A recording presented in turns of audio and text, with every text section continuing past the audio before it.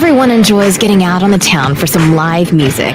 And there's nothing like going backstage and down the hall for a VIP pass to the inside information and interviews with the bands, singers, and songwriters that you enjoy. Welcome to Hall Around Town Radio's Backstage Hall Pass, a showcase of homegrown talent, mixing independent music with personal interviews and a behind-the-scenes look at our music community. Backstage Hall Pass is your front row center seat to some great conversation with the area's most talented artists. Whether you like rock, blues, folk, country, or R&B, Backstage Hall Pass delivers you a daily dose of the stories behind the music. And now, here's the host of our show, Scott Hall.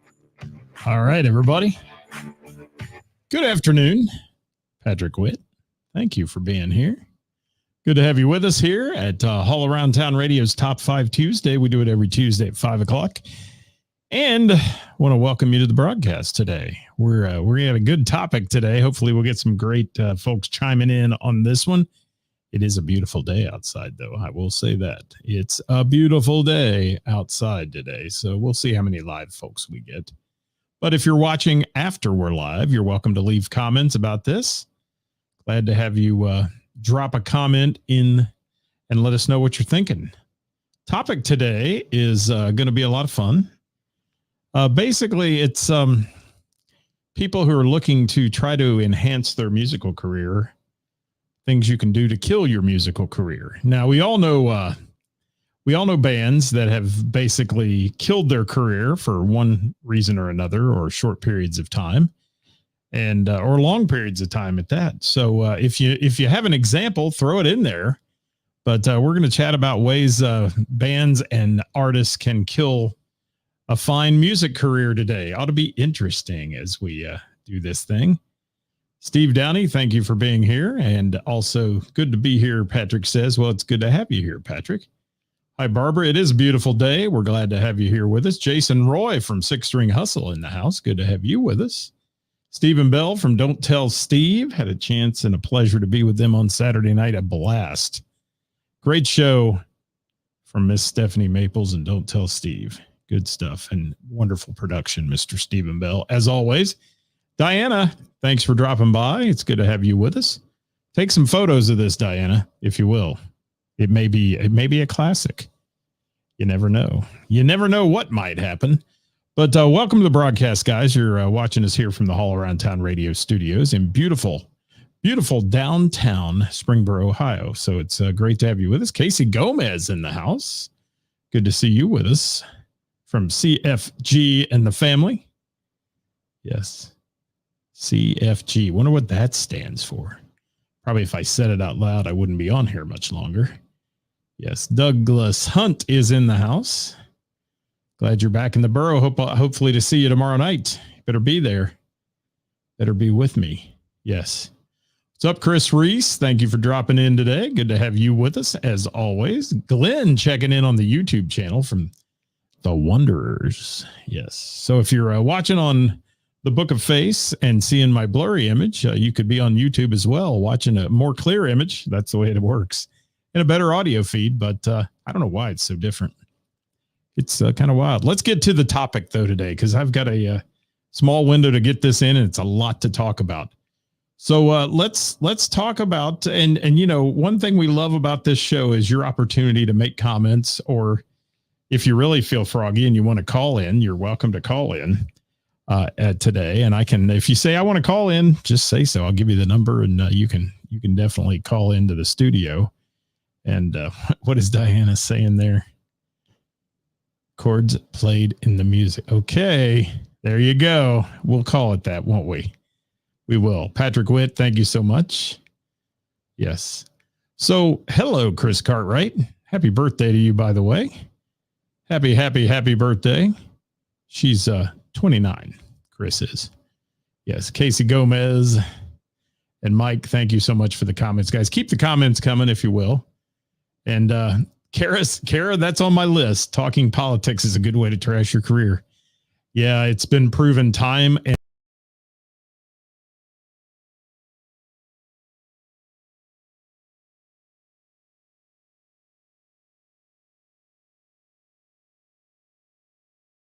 right now. We're back. There we go. Okay. We're getting there. Now, it was just a brick wall a minute ago.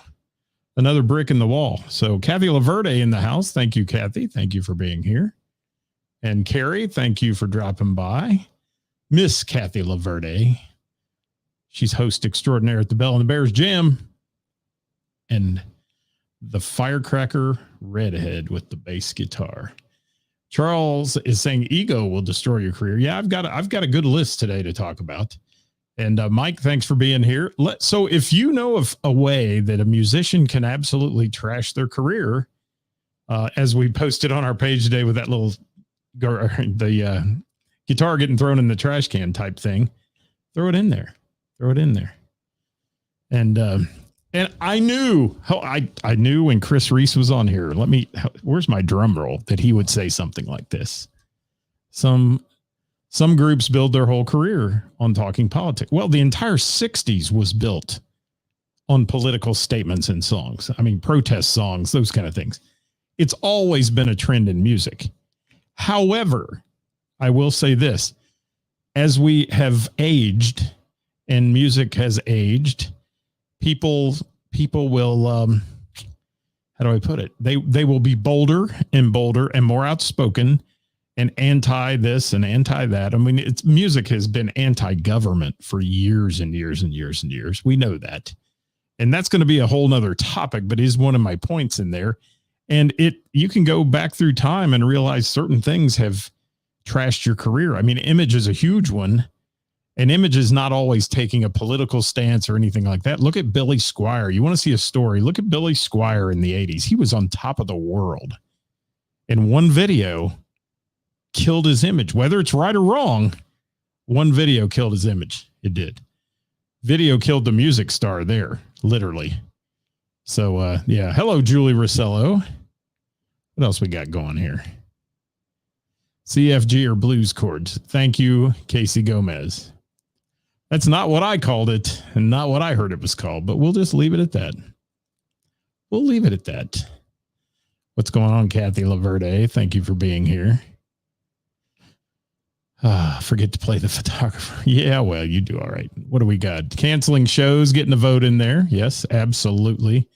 A lot of people doing that. Canceling shows at the last minute. And you not only embarrass yourself by doing that. I mean, I get it. At this day and age, everybody's gotten accustomed. Oh, you can just say I got COVID and you're out of it.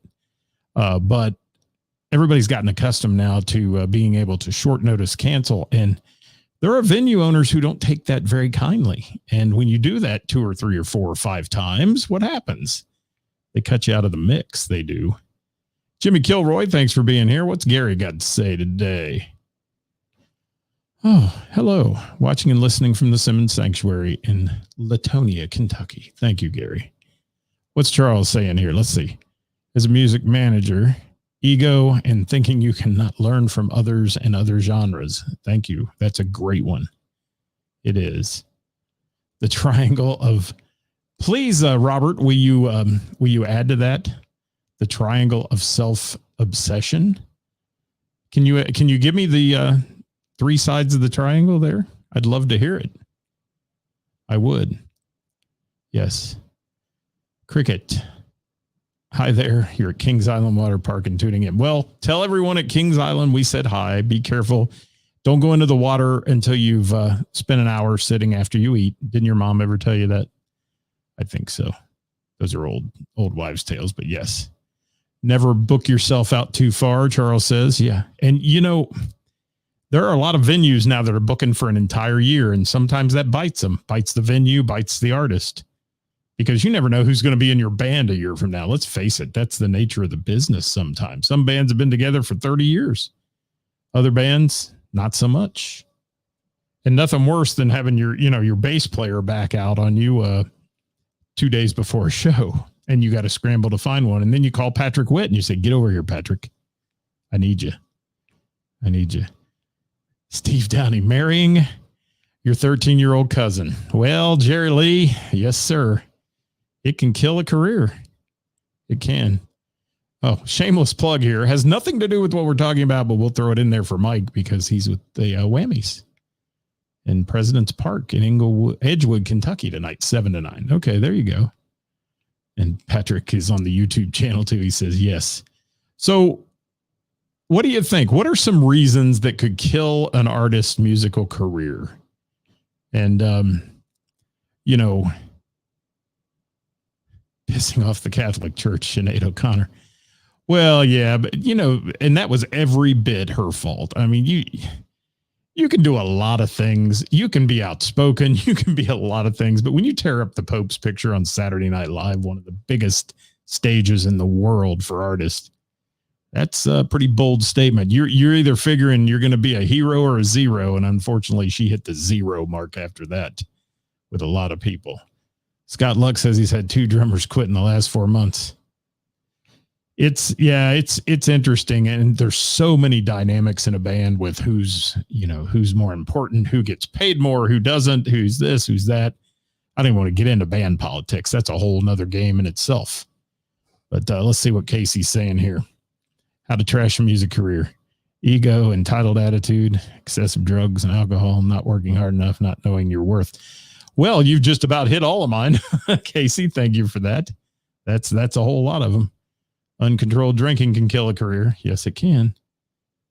And being extremely arrogant and treating fans poorly. Absolutely.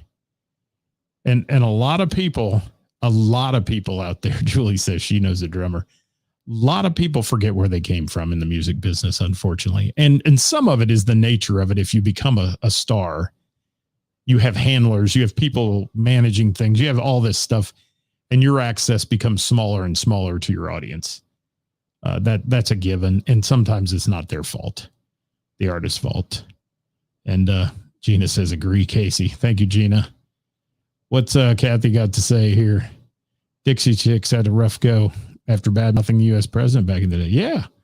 And you know my view, folks. If you saw Pandora's box open up on my personal page yesterday, if you follow that, you know that I said that you can have a differing opinion of mine and I'll still be friends with you. And I stand by that. I do. I stand by that 110%. Some people don't agree with that. Some people think if you have a different opinion, I'm kicking you out of my face, my life, my whole bit. Real friends are different than Facebook friends. Keep that in mind too. That's just my thoughts. I have a lot of Facebook friends, but true friends are people that'll stand by you through no matter what, and no matter what you say, and no matter what you do. And you can have arguments, you can, but that again, is a whole nother show. Scotty Long in the house. Thank you for being here. Julie says, definitely being arrogant is one. Yes. Scotty, if you're just joining us, we're talking about reasons that people can tank their music career or trash their music career. Treating the venue owners badly. There you go. What's Chris Casey got to say? Yeah, you become too introverted since COVID. Sometimes some people have done that. And a lot of people during COVID found it was easy to make a little money by doing Venmos and things like that when you do live on the Book of Face or YouTube or whatever. Monetizing on these social media platforms, you stand a better chance of monetizing on a social media platform if you're bouncing on a trampoline wearing a bikini than you do if you're an artist playing original music. I'm just going to say that out loud. That's just my view on it. And again, every view you get today is from me on this one. And then everybody else's comments are theirs and they're their views. So that's how it looks. Toby Keith. Yeah. And, he went on the attack and people took his side, and that's interesting, and because what else do we do in this country but take sides anymore? It just seems that way. Yes. What did you do? You applied my saying to your poster. Yeah. Yeah. And I wasn't trying, yesterday, and Ty Holiday, a great young lady who I admire so much in the music business, she made a comment about whether the post was about ice cream or whether it was about other political issues. And it took a turn. It went south quick with people making comments. People are hateful, and don't be hateful. I took the ice cream route and said, I like butter pecan. You can argue with that about all day long, but it's just, it could be about anything. People argue about anything anymore. The old saying, whether it's white or black or whatever, or green or red or whatever you want. You're going to argue it because it's a different color. It's just stupid. It is. And Glenn says canceling the show moments before you go on the air with Scott on a Wednesday. Yeah, that has no ramifications. That's why they do it. And I don't know why there's this big fear of people to come on here and sit in their own living room and talk to me and do a little bit, or maybe they just think I'm irrelevant and don't care. That's probably part of it too. I'm not exactly Bobby Bones or Howard Stern, and I don't want to be. Not at all. And we're reading some of the comments here. I've got a lot to do though, so we're going to get there. And let's see. Yes. Number of friends you'll have in life can be counted on one hand. Yeah, that's true friends and people. You have acquaintances, you have people you consider and admire and those kind of things. But it's an interesting sword, so to speak. And yesterday, my post on my personal page, man, it went crazy. And I hate that in a way. But in another way, it was kind of fun to watch. Sometimes people get really passionate.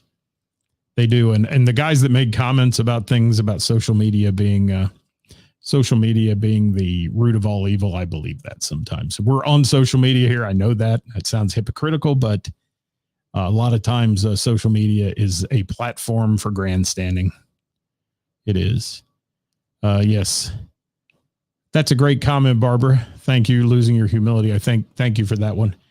Dave Kale in the house. We're talking about how artists can ruin their musical career, and that's what we're chatting about.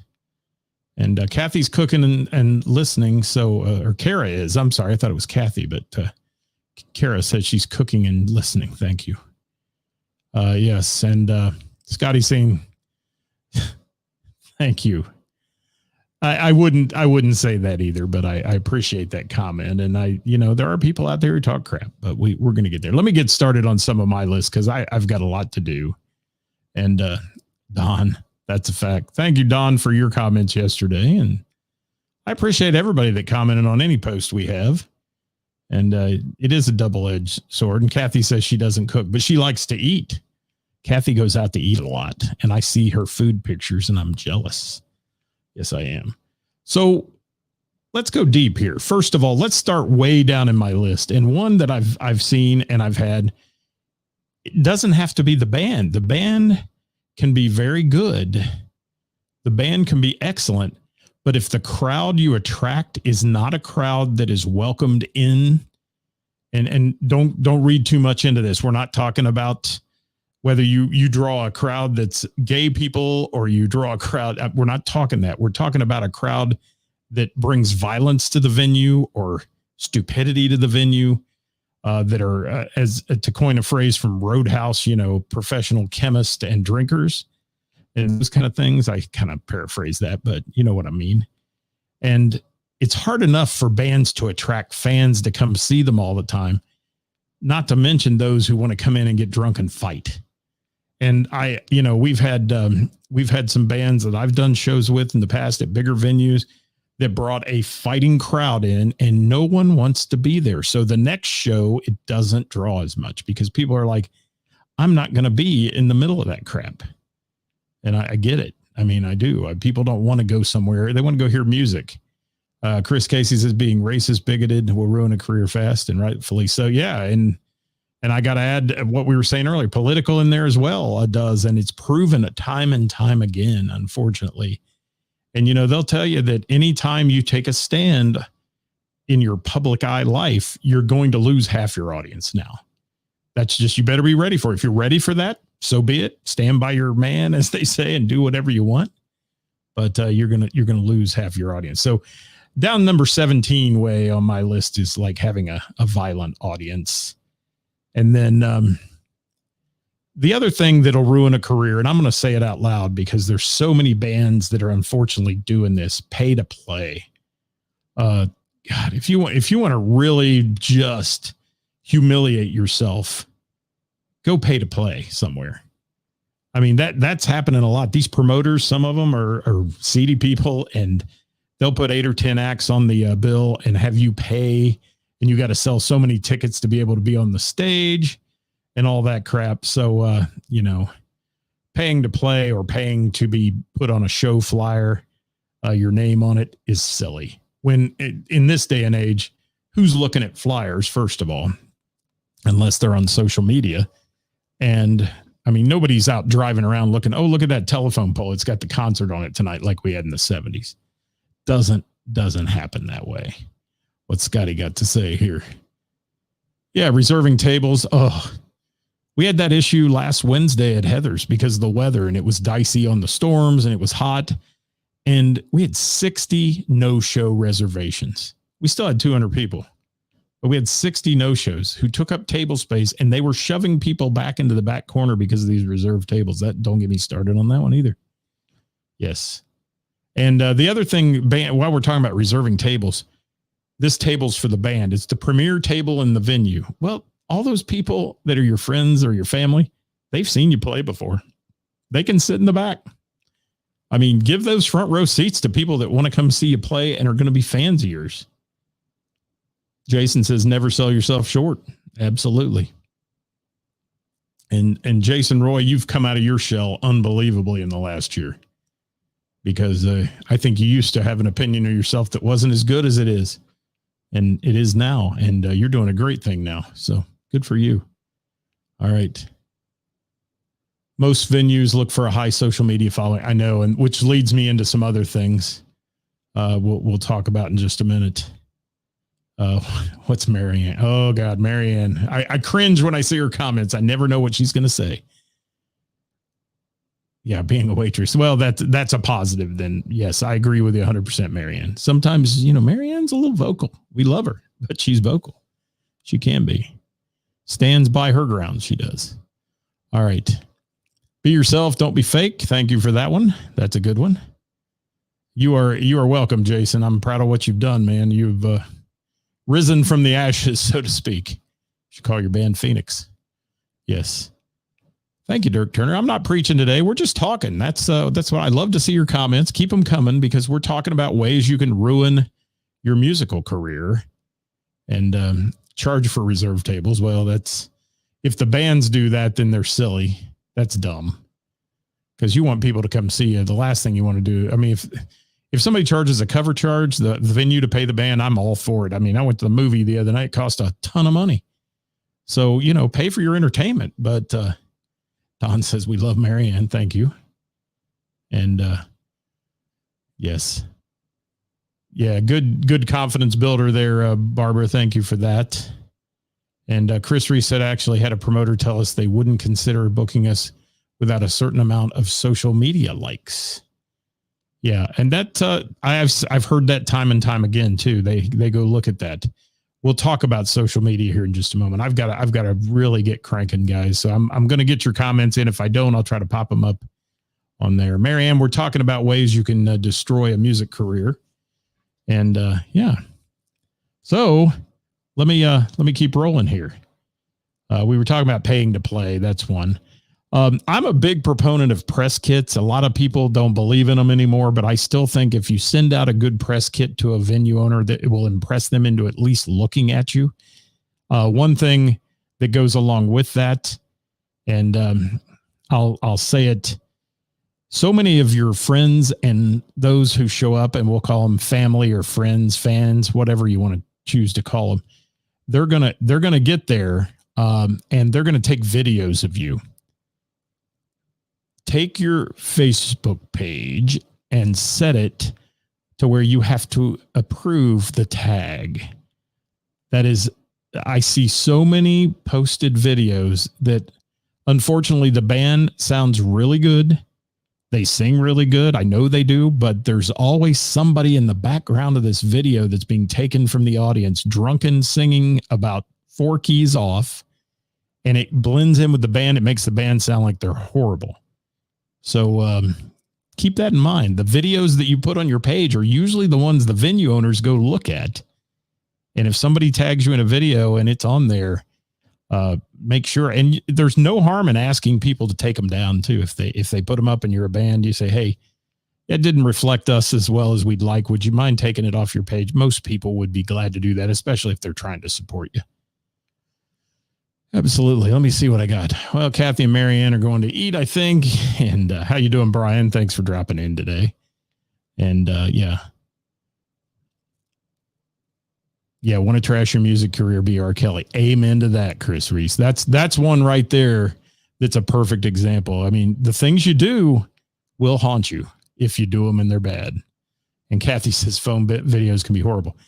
Yeah, not to mention, however, the person's holding the phone, if their hands over the mic. I mean, there's all kinds of crap that goes on in those cell phone videos. And, press kits are important if you get to the level where you're doing and you want to play, let's say, bigger events, festivals, weddings, things like that. It's great to be able to deliver a nice press kit that has some of the music you play and some videos that are quality or recordings of you guys. And most people in a venue will know, too, they're not going to listen to your recording you made in a studio. They want to hear you playing out in front of people. They want to know what the live sounds like. And that's what you're getting paid to do. Yes. Yes. Brian's having a shot at Town Pub. Thank you, Brian, for letting us know. It's 5:00 somewhere. It is. Yes, just a shot. Yeah, who are you kidding, Jay? I almost said that, Jason, but I was being nice today. I would. Marianne, I knew when you were on here that something would come out in the wash. I'll leave that alone. I will not repeat that one for the threat of being sued or something. So I'll just let that go. All right. YouTube videos were good. Yeah. And YouTube's a much better platform for videos. It is than the Book of Face. Absolutely. And Kathy. Yes, she did. Kathy. Yes, she did. And that's how it works. The bigger you get, more things can ruin you. Absolutely, Charles. So let me keep going on my list here and we'll get finished with this today. But, giving away too much free music. There comes a point in your life where you're going to have to get monetized somewhere. And we all know what downloads and all that and Spotify, that doesn't pay anything. My God, you get your first royalty check on those things. And, your download check, it's like $5 and those kind of things. But just handing your music out to everybody is not necessarily monetarily advantageous for you. You're going to spend a lot of money printing CDs or, doing things. You want to let people listen to your music, give them the 30-second snippets on your web page that they can click on. And then if they want it, they like it, they can click on it and go get the full thing. I mean, that's a way to make a little bit of money. And also that's the serious people that want it. If you go to a show and you hand out 100 CDs to people, how many people you think are really listening to those? Do you think they even take them out of the cellophane wrapper? I mean, I'm a little different. Johnny Fink gave me a couple the other night. I've taken those and I'm listening to those. So that's something, but I listen to music a lot and try to at least. Spotify takes 25,000 plays in 1 month to make $100. I mean, think about that. Or 2,500 45s back in the day, printed vinyl records would have made you a lot of money. Not anymore. Not anymore. Thank you. Thank you, Casey. I appreciate you, my friend. Can't wait to hear you play. I want to hear the whole band. I do. All right. So giving away music's one. When you go in the studio and raise your hand out there, there's certain musicians who can't record music without being high. They can't play music without being high. I'm not here to judge. I'm just here to say, if you go in and you're a train wreck in the studio, you're wasting your money and their time. And they'll take your money. They will. Yes. Yes. What do we say here? Mike says, sadly, the value of music recorded is, the way bands make money today is touring and merch. And they don't get as much on the tour as they used to. And we're talking bigger bands now. But let's see what else I've got. Here's one. This one just frost my, can I say marbles? It does. Paying to inflate your followers likes on your page. I know people who have spent thousands of dollars to do that. And who in the hell even gives a crap about you having 5 million followers that are all in Bangladesh or somewhere?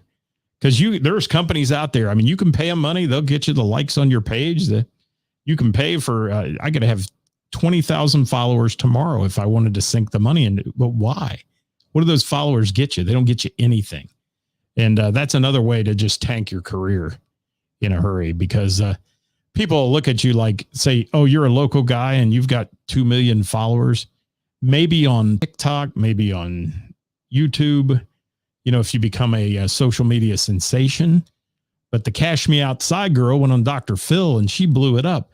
But most musical artists don't do it. I don't even get sucked into that. In fact, getting sucked into Facebook ads, and I said Facebook, they'll gig me now. Facebook ads sometimes can be very difficult. And, target marketing, and who knows, do you really know if you target market a book of face ad, if it really goes where they say it does? I mean, they tell you, oh, it went to 15,000 people, but do you really know it did? I mean, you don't. So I'm preaching. I know. Now I'm preaching. Yeah. Yeah. 100,000 followers, 10 likes on a post. Kathy, you know exactly what I'm talking about. And that's, there's so many people out there that have that, and you paid for those followers, and they're not going to engage in anything you do. They're not going to come to your show. So wouldn't you rather just dial that in on your Twitter, your Facebook, and all those things, and YouTube, to the people that want to be part of your life? I think so. Where are we at on time here? Okay, I gotta get to the list.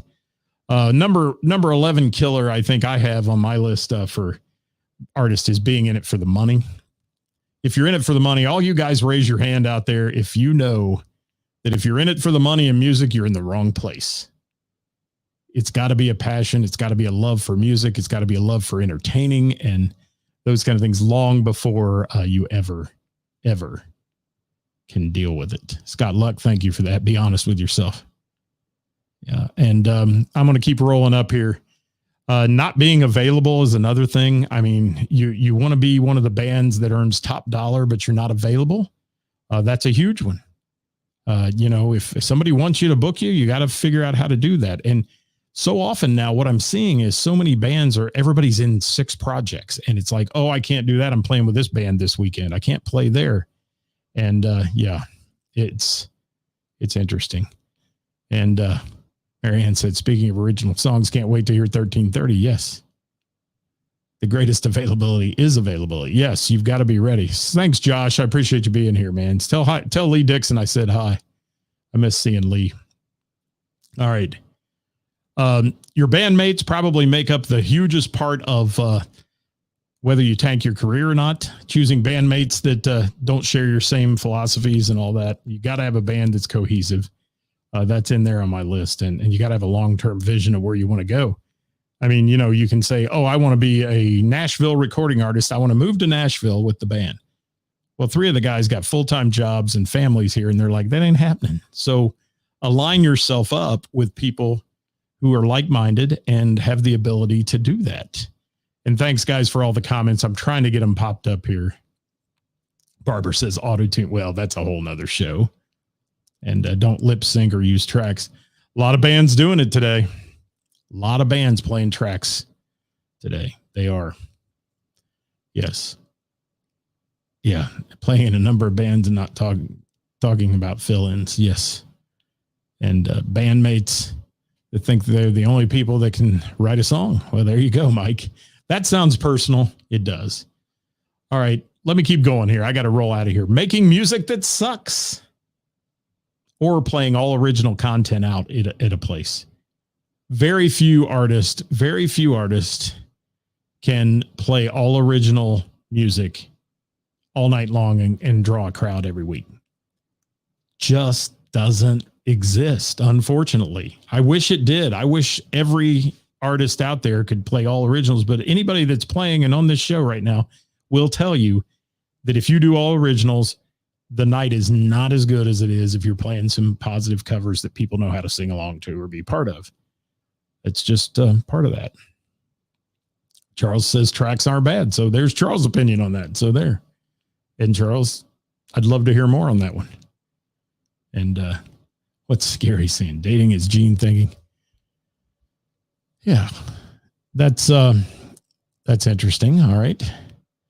Gina. You want to bring what the crowd wants. Yes. And like I've said 1,000 times on this show, when I don't care who you are, if you're Garth Brooks, if you're the Beatles, and you get up on the stage and you're playing and you say, oh, here's my new tune. People are going to the bathroom and getting a beer. It happens. You can see it at every concert. Lee says he doesn't mind tracks at all. We don't use them, but not. There's some bands that do it very well. And I'm not talking about the whole thing. I've been backstage and doing shows where they had ghost singers backstage and the singer's mic isn't even on and somebody's singing his spot and he's lip syncing. But that's when you've stayed too long, unfortunately. I get it if you're sick and maybe you got to do a couple shows and those kind of things. But if you're doing that as a routine thing, you've been in the business too long. It's time to hang it up. And Dirk says crying out loud uses no tracks. That's a big argument. That's a whole show in itself too. So we're getting some good topics to talk about today. But on this Top 5 Tuesday, I'm getting to 5 here. But one that I have that's a pet peeve too, not expanding your venue list. Some bands play the same 3 or 4 venues all the time. I mean, it's like the old days of house bands. And if you don't expand yourself out to reach a new target market and audience, a lot of people are not, they're going to get tired of seeing you. They're not going to support those venues you are going to. And there's bands that ride high right now. Oh, every time we play, we fill the room. Well, how long does that last? Does it last 2 years, 1 year, 3 years? Because you go to, and Lee Dixon's on here, you go to a Kevin McCoy show. There is a couple groups that follow them religiously everywhere they go. And it's great. It's fantastic. But also, it's not going to be the same people every night that you play. And, that happens. And Mike says normally about 2 months. Yeah. And Don says 25 years so far. Well, you're of the exception. You are. But, the venue, expanding your venue list can be important. And the other thing is, you got to have some sort of merchandise. There's nothing wrong with having merch and nothing wrong with, selling your own merch, setting up a stand. So even if you're giving some away, I think giving away merch that people can wear is better than handing a CD any day of the week. That's just Scott's opinion. But merch is one. That's number 6.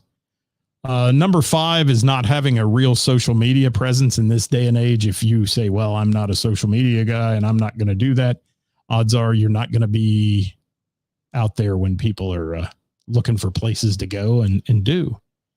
The other thing that gets me is, there's these things called events, and the Book of Face puts things out there as an event, and you can do an event and you can co-host it with the venue, and the venues that don't accept the co-host and put it on their page, they tend to be a little annoying as well. Chris Reese says, what's a CD?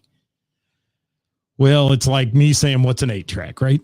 I know what an 8-track is, but yeah. Yeah. And the shirts are fun and something that you can give people, they can take away and somebody else is going to see is a great thing. And t-shirts are probably the best thing there. And Don. Yes.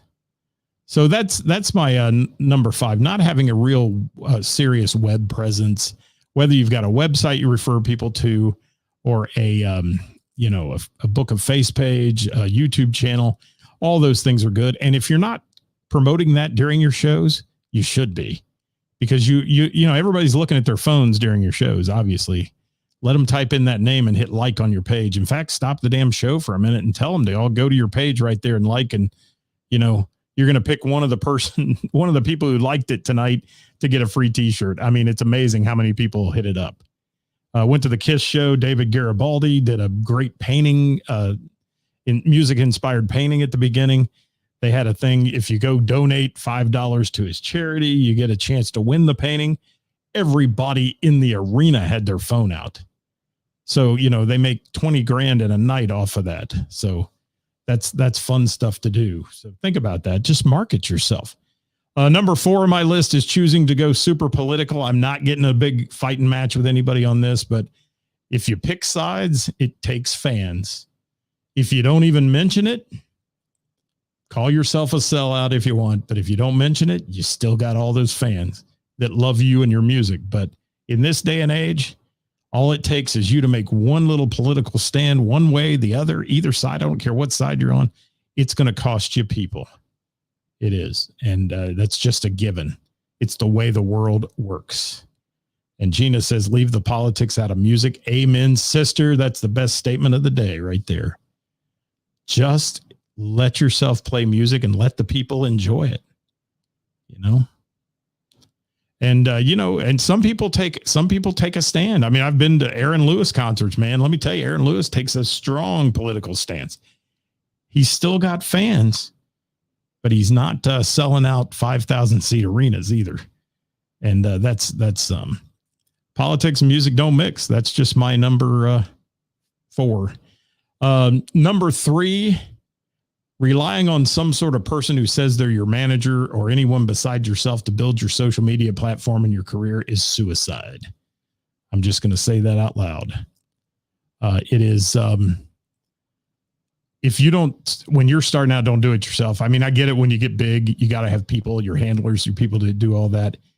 But there are so many of these people that want to be band booking agents and band managers and momagers and all the things they're called. And they are just people who latch onto you sometimes. There's some good ones out there, don't get me wrong, but there are also some that realize that the artist can't do it themselves and they want to help them. But what happens when that person fades off? They get tired of it after a year or 2 years. And yeah, Chris Reese has no idea who Aaron Lewis is. Imagine that, Chris Reese. Imagine that. Girlfriend managers, the kiss of death. Yes, or band wives. I've got to say it. Band wives will get mad at me, but band wives running the band are the kiss of death. They are. And yeah, no one's as passionate as the people in the band. And thank you, Dirk. And everybody's going to be trying to make money. They are. And I got to get out of here. This thing's been going on way too long. So let me get it. Number 2, being addicted to any substance at all as a musician. And we know a bunch of them. You've seen them play. There's nights you go see them play. They're fantastic. Other nights you see them play and they're a train wreck. That tends to hurt long term. And that's why most of them end up in rehab. And then they're touting on their social media, I've been 6 years sober and all those things. And they're much better off where they are. So, if you can try to prohibit yourself from doing 74 Jägermeisters during the show, you might have a better show. Just say that out loud. Hope Jamie Combs isn't on here. He'll be yelling at me about the Jägermeister, but and my number 1, let me see. Do I have the number 1 sound effect here? I might, maybe. All right. The number one on my list is having a shitty entitled attitude. If you're showing up late for gigs, not rehearsing, not supporting your scene, being a dick to your bandmates, not working feverishly to cultivate your audience, then you're doing a great job of killing your music career. And that's it. That's our top 5 today. It's been a long show, but thank you for hanging in there with us, folks. I appreciate you. I've got to bump down the road to Mr. Burroughs Tavern. This has been Top 5 Tuesday here in beautiful downtown Springboro from the All Around Town Radio Studios. We'll be back tomorrow with Whatever Wednesday. And then Thursday, it's Who's Playing Out, brought to you by Froggies in Monroe, Ohio. If you're watching this show after the fact, please make some comments. We'd love to hear from you. And those of you still watching, please hit that share button. And thank you, Ed Sawicki. I appreciate that. Chris Casey, thank you so much. And Marianne. Yes, absolutely. There's a lot of people who unfortunately have a crappy entitled attitude. But that's the way it works. That's the way of the world anymore, as Earth, Wind, and Fire would say, right, Chris Reese? Thank you for that, guys. Glenn says, glad I'm not in a band. Glad you're just a music supporter and not an athletic supporter, Glenn. Thanks so much for watching, guys. We'll see you next time. We're getting out of here right now. I got to hit something up for the goodbye music. We'll see you. Here's a little Jordan Wood. Said well,